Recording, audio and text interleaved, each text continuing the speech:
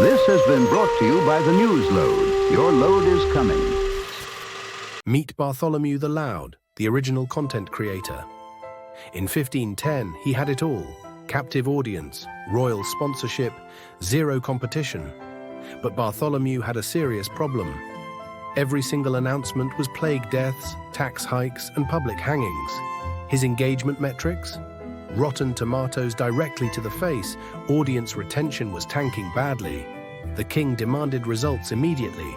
Bartholomew needed a major pivot, or he'd be announcing his very own execution. Then it hit him like lightning. What if he made the news actually entertaining? What if humor was the spoonful of sugar for society's bitter medicine? He opened with a hilarious bit about the blacksmith's ridiculous toupee. The crowd absolutely roared with laughter. Then he casually slipped in the tax increase. They barely even noticed it. Engagement skyrocketed overnight. No more vegetables being thrown, just applause and cheers. Bartholomew had invented the buffer strategy. Comedy makes truth digestible. His next innovation, sponsored content. Before today's plague update, a word from the Soggy Goose Tavern. Ale so strong, you'll forget the Black Death entirely. The tavern paid him 5 shillings per shout-out.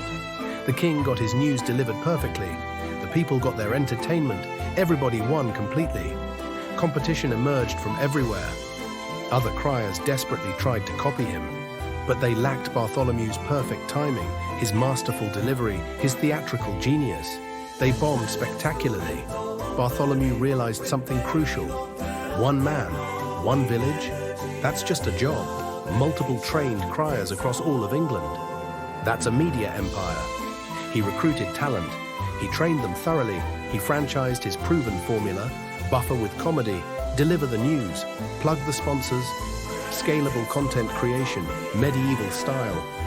By 1520, Bartholomew's network covered 20 villages strong.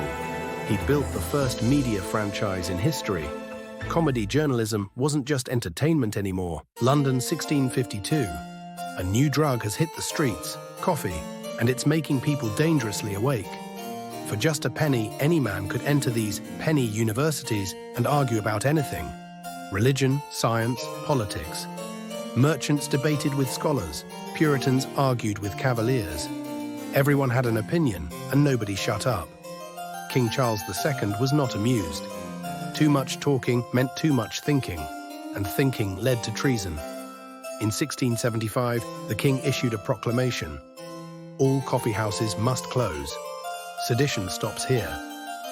The coffeehouse patrons faced a choice: shut up and lose their penny parliament, or speak up and lose their heads. But then a brilliant idea emerged. If they couldn't criticize the king directly, they'd mock him indirectly through satire and allegory. They told stories about greedy lions and tyrant foxes. Everyone knew who they meant, but no one could prove it. Something magical happened. People from rival guilds and opposing politics started laughing together. Humor created a rhetorical space where enemies could talk. This was the comedy compass in action, using wit to navigate dangerous political waters without capsizing into censorship. Like a physical Reddit, coffeehouses monetized through membership, not data. Pay your penny at the door, own your voice inside. The Newsload model, centuries early. The king backed down, the coffeehouses survived, and satire proved more powerful than any sword. Free speech, 1 penny at a time. 1754, Benjamin Franklin's got a problem. His newspaper, the Pennsylvania Gazette, is bleeding readers. Nobody cares about 10-page policy essays on French territorial ambitions. He needs a hit, fast, so Franklin does what any desperate content creator would do. He invents the meme. 1 cartoon, a severed snake, 8 colonies, 3 words: join or die. It's shocking, it's visual, it's spreadable. Within weeks, it's in every tavern from Boston to Charleston. His circulation explodes. Franklin doesn't just sell papers, he sells an idea you can hold in your hand. He's not a founding father yet. He's a media mogul who just figured out that outrage scales faster than reason. Welcome to the attention economy, 1750s edition. 1833. New York newspapers cost 6 cents. That's more than a day's wage for most workers. News was a luxury product for rich people who wore ridiculous hats. Then Benjamin Day launched The Sun for 1 penny. He hired street kids like Tommy Inc. to hawk them on corners. Suddenly, everyone could afford the news. But there was a problem. 1 cent per paper barely covered printing costs.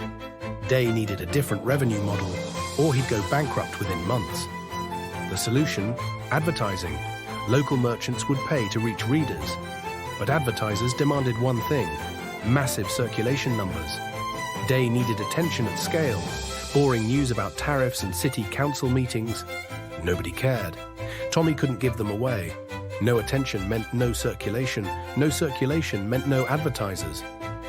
August 1835. Day published a story claiming astronomers discovered life on the moon.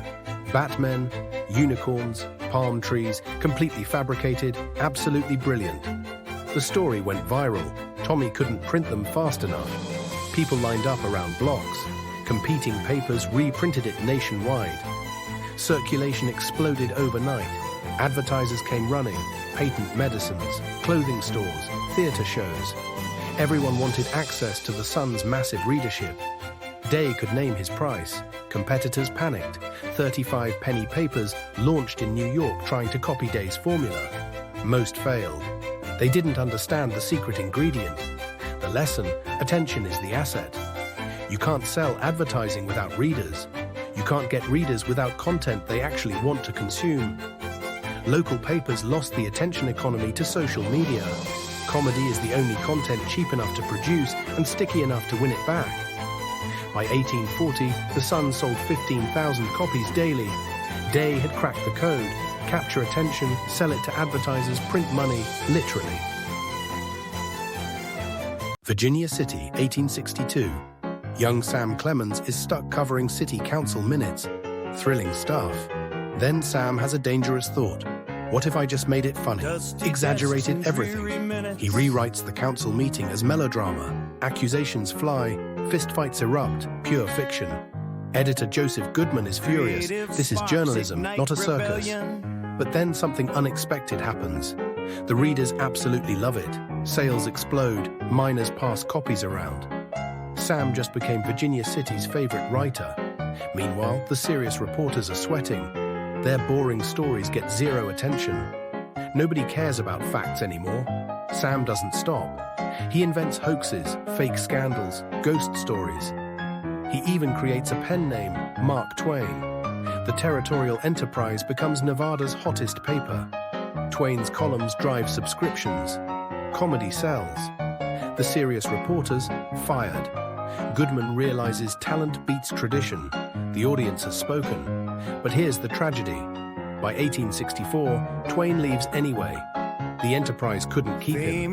He outgrows them. Today's media makes the same mistake. They find talent, monetize it, then lose it. Bad retention kills revenue. Newsload fixes this. We give creators equity, franchises, ownership. Mark Twain would have stayed if he had a piece of the action. 1935. America's broke, anxious, and glued to movie theater newsreels, where a booming voice of God told them exactly how screwed they were.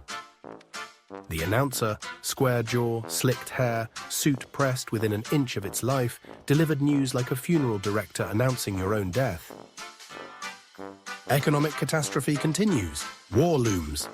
Audiences left theaters sweating, hearts pounding, ready to hide under their beds. That's the surveillance system, your brain's panic button. Anxiety makes you freeze, withdraw, cancel subscriptions. Bad for business. Meanwhile, on the radio, Will Rogers, Suspenders and Cowboy Charm turned the same headlines into comedy gold. All I know is what I read in the papers, and Congress has been in session, so we're definitely in trouble. America laughed hard. Laughter triggered the disposition system, the brain's everything's gonna be okay button. People felt hopeful, engaged, ready to act. Enthusiastic brains don't hide. They buy war bonds, renew subscriptions, join movements. They monetize beautifully.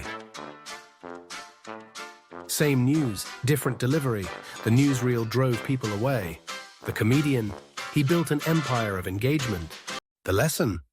Anxiety sells newspapers once, Enthusiasm sells subscriptions forever.